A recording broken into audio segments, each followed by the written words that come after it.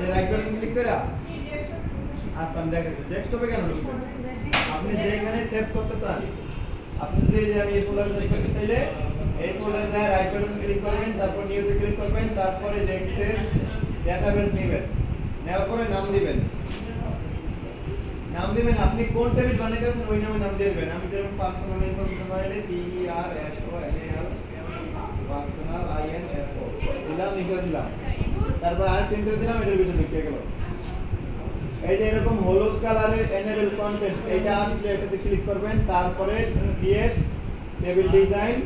এখান থেকে যে ফিল্ড নেম কি কি আছে trainee ID trainee name trainee parts name trainee ID data type তারপরে trainee name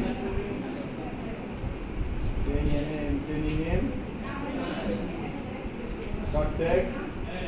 FATERS father's name short text MO ভাই ঠিক আছে ভাই রাখেন mother's name short text তারপর DOB তে কি হবে ডেলিট হয়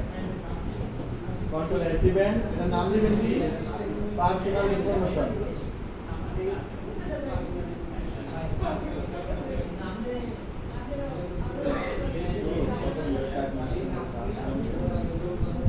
নো দিবেন প্রাইমারি কি চাইলে নো দিবেন এই প্রাইমারি কি চাইলে নো দিবেন